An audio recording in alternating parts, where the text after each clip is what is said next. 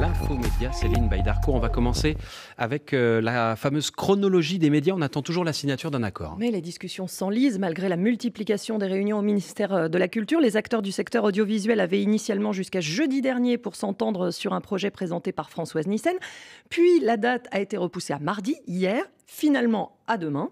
L'objectif est de raccourcir les délais de diffusion à la télé, en DVD, sur les plateformes après la sortie des films au cinéma. En bref, toujours, Media One devient le premier producteur de fiction télé en France. La société du trio Capton Niel Pigas détrône Lagardère Studio. Sur la saison 2017-2018, elle a produit plus de 67 heures, notamment Les Bracelets Rouges, 10%. Le groupe Newen, propriété de TF1, est juste derrière avec 66 heures de production, dont la série de France 3 Plus belle la vie. TF1 vient de dévoiler la date de diffusion de 2 séries événements. C'est le 1er octobre que l'on pourra voir sur la une Muriel Robin époustouflante en Jacqueline Sauvage. C'était Lui ou moi, réalisé par Yves Régnier, et l'adaptation du livre de la mère de famille condamnée pour avoir tué son mari violent avant d'être gracié par François Hollande. Olivier Marchal joue le rôle de l'époux tortionnaire. Et puis La Servante écarlate arrive sur TF1 Série Film le 30 septembre. Première diffusion sur une chaîne française gratuite. La série américaine se déroule dans un futur proche avec des extrémistes religieux au pouvoir aux États-Unis. Son héroïne, Elisabeth Moss, a reçu un Emmy Awards et un Golden Globes pour sa prestation. Notre invité ce matin est exceptionnellement au téléphone, mais il faut dire qu'il a une bonne excuse. Il est à La Rochelle pour le Festival de la fiction télé, dont il est le président, excusez-le. Bonjour Stéphane Strano. Bonjour. Alors c'est le grand rendez-vous de la création audiovisuelle francophone et européenne. On y découvre chaque année le meilleur des téléfilms, séries, fictions qui seront diffusés dans la saison. Ça fait 20 ans que ce festival existe, mais il n'est pas le seul sur ce créneau. Qu'est-ce qui vous différencie des autres grands routes du genre ? Alors nous sommes tout d'abord un grand festival de professionnels.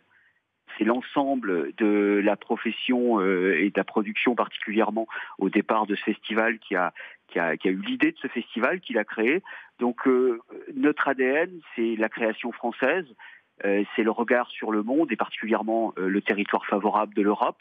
Et puis c'est cette ouverture au territoire de la francophonie qui englobe le monde. En 20 ans, comment a évolué la fiction télévisée ? Tout a changé. Et je pense qu'il n'y a quasiment pas de point commun entre la fiction d'il y a 20 ans et la fiction d'aujourd'hui. La fiction américaine a été un vrai moteur pour l'ensemble du monde et pour la France aussi. Donc oui, aujourd'hui, on a une fiction qui est très très puissante. Ça n'était pas le cas il y a 20 ans, même si c'était déjà un phénomène populaire. C'est-à-dire ce n'est plus le parent pauvre du cinéma ? C'est un véhicule de culture. Nous fabriquons des œuvres de création pleines et entières, et effectivement, la frontière avec le cinéma tend à disparaître. Quels sont les grands thèmes des fictions aujourd'hui ? Qu'est-ce qui ressort ? Énormément de polars.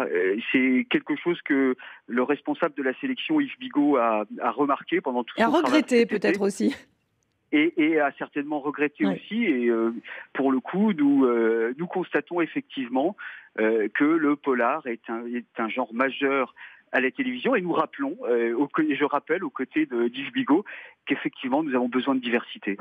Les fictions françaises font de très très belles audiences, battent souvent des fictions américaines et elles s'exportent aussi de mieux en mieux. Écoutez, les chiffres sont au beau fixe, ils sont très très hauts. La fiction, la production française n'a jamais été aussi haut cette année. Et les chiffres sortis hier nous le prouvent. Et l'export est toujours en pleine expansion. La fiction française a encore beaucoup de travail et beaucoup d'opportunités. Et en Europe, quels pays sont particulièrement dynamiques en matière de fiction ? Alors cette année, l'Europe va se faire remarquer par le Grand Nord. C'est les pays du Nord qui ont fait preuve, en tout cas qui nous ont envoyé des œuvres d'une grande originalité, d'une grande créativité. Et c'est vrai que cette année, nous n'avons pas entendu parler ni de l'Italie ni de l'Espagne.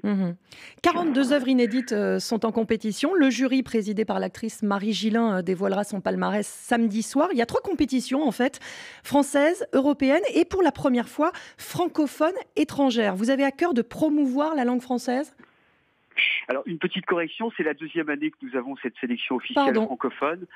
Et c'est très important de le dire et de le répéter. Oui, le Festival de la fiction de La Rochelle est impliqué dans cette réflexion sur la francophonie parce qu'elle pense que c'est quelque chose qui peut nous faire avancer encore. Cette sélection officielle francophone de cette 20e édition ressemble trait pour trait à ce dont nous rêvions il y a 3 ans quand nous nous apprêtions à la créer. Nous avons des œuvres de tous les continents qui se battent avec les mêmes armes, la création, et la compétition va être de très haut vol. Alors j'espère ne pas me tromper cette fois, Stéphane Strano, mais il n'y a aucune série Netflix en compétition à La Rochelle. Vous boycottez la plateforme américaine ? Sûrement pas. Nous n'avons pas eu de propositions Netflix. Nous avons eu des propositions d'Amazon, de YouTube. Netflix ne nous a pas proposé d'œuvres, donc nous n'en avons pas. Mais ils sont les bienvenus. Évidemment, ils ont un grand pouvoir, ils sont peut-être parfois inquiétants avec tout cet argent dont ils disposent, mais il faut se souvenir que Netflix est un grand créateur de séries. En quelques secondes, il nous reste peu de temps, Stéphane Strano, le festival s'engage pour la parité dans les métiers autour de la création audiovisuelle. C'est encore loin d'être le cas, cette parité ? Écoutez, notre milieu professionnel est plutôt bien parti. Les chiffres sont mauvais. C'est une évidence, c'est un constat strict. Pas assez de parité sur nos tournages. Il faut y travailler. Je suis totalement enthousiaste sur ce sujet parce que je pense que nous pouvons y arriver très rapidement à l'horizon 2020. Voilà, le festival de la fiction télé de La Rochelle, c'est jusqu'à dimanche. Et son président Stéphane Strano était avec nous. Merci beaucoup.